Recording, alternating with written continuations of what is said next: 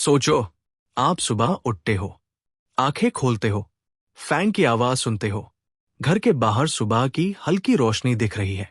आप बेड से उठते हो, जमीन पर पैर रखते हो, चलते हो, बोलते हो, आप जिंदा हो। और फिर एक दिन आप सरकारी दफ्तर जाते हो, नॉर्मल काम के लिए। कोई कंप्लेंट नहीं, कोई लड़ाई नहीं, बस एक सिंपल काम।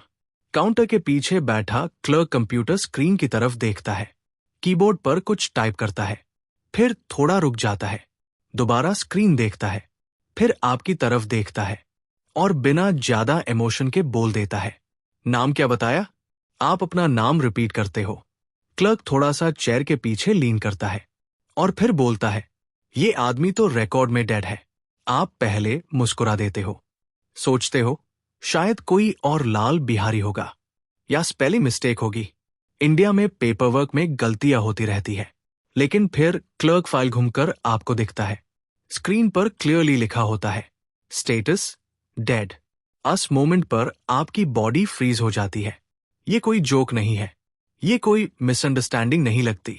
और यही से शुरू होती है एक रियल इंडियन स्टोरी। इस आदमी का नाम था लाल बिहारी और ये केस बिहार के एक छोटे से गांव का है।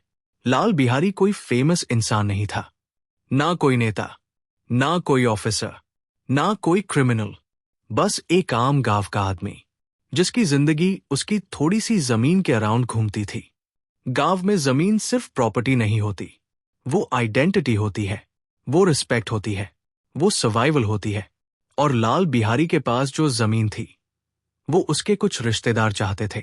डायरेक्ट जबरदस्ती पॉसिबल नहीं थी, कोर्ट का रिस्क था, पुलिस का दार था। इसलिए उन्होंने एक आसान तरीका चुना, पेपर।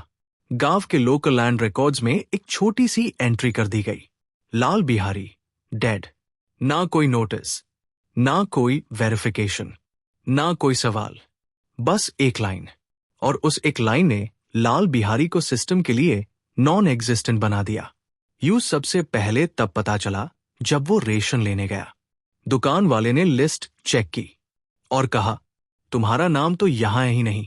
लाल बिहारी बोला, गलत लिस्ट देख रहे हो। दुकान वाला कामली बोला, नहीं, तुम तो रिकॉर्ड में डेड हो। लाल बिहारी हंसा, सोचा कल ठीक करवा लेंगे। पर जैब वोट डीन गया, उसका नाम वोटर लिस्ट से हटा दिया गया था।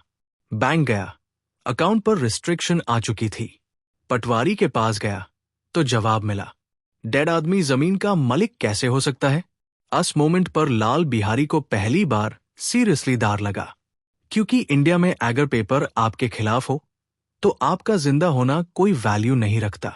उसने एप्लीकेशन लिखी, फिर एक और लिखी, फिर एक और। तहसील ऑफिस, ब्लॉक ऑफिस, कलेक्टोरेट, हर जगह एक ही जवाब मिलता, रिकॉर्ड में आप मर चुके हो। और जब लाल बिहारी बोलता, मैं जिंदा हूं, तो कोई जवाब नहीं होता। सिस्टम के लिए पेपर ज्यादा सच होता है इंसान से। साले बीतने लगे, उसके बच्चों के स्कूल एडमिशन में प्रॉब्लम आने लगी, फॉर्म्स रिजेक्ट होने लगे।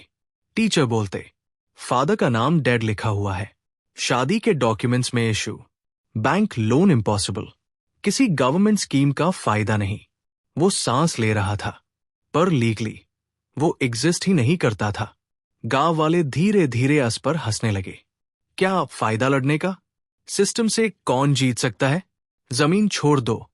पर लाल बिहारी ने हार नहीं मानी। उसने कोर्ट जाना शुरू किया।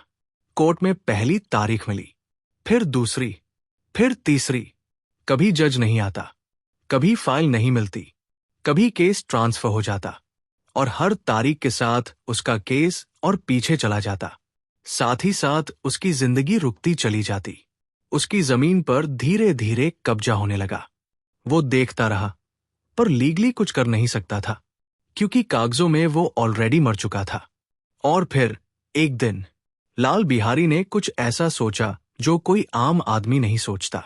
उसने डिसाइड किया, अगर सिस्टम यूज मुर्दा मानता है तो वो मुर्दा बनकर ही लड़ेगा। यही से कहानी और ज्यादा अजीब हो जाती है। लाल बिहारी का डिसीजन नॉर्मल नहीं था, लेकिन उस सिचुएशन में नॉर्मल रहना पॉसिबल भी नहीं था। जैब सिस्टम आपको सुनना हाई बैन कर दे, जब आप जिंदा होकर भी सिर्फ एक फाइल नंबर बन जाओ, तो आपके पास दो हाई ऑप्शंस बचे हैं। या तो चुपचाप हार मान लो या फिर सिस्टम को मजबूर करो आपको देखने के लिए।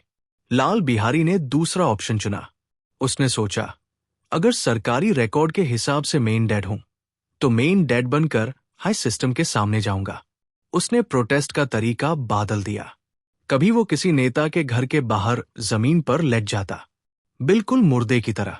लोग रुक कर देखते, कुछ हंस देते, कुछ अनकंफर्टेबल हो जाते। कभी वो कोर्ट के बाहर अपनी ही डेथ सेरेमनी करवा देता। लोग शॉक में आ जाते। एक जिंदा आदमी अपनी ही मौत का नाटक कर रहा था। ये ड्रामा नहीं था, ये मजबूरी थी। और धीरे धीरे मीडिया की नजर इस पर पड़ने लगी। लोकल न्यूज़पेपर्स ने लिखना शुरू किया, जिंदा आदमी सरकारी रिकॉर्ड में डेड। रिपोर्टर्स लाल बिहारी के पास आए। उससे पूछा, आप जिंदा हो? लाल बिहारी कामली कहता, मैं जिंदा हूं, पर सिस्टम के लिए नहीं।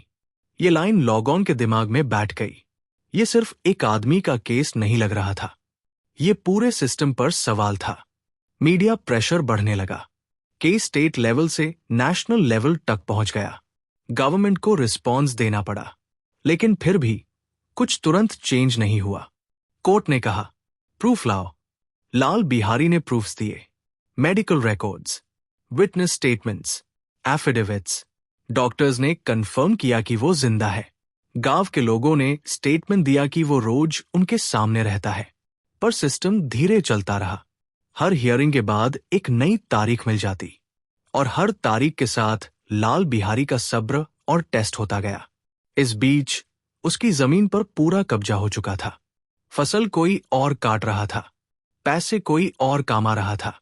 लाल बिहारी सिर्फ दूर से देखता रहा, क्योंकि लीगली वो कुछ क्लेम ही नहीं कर सकता था।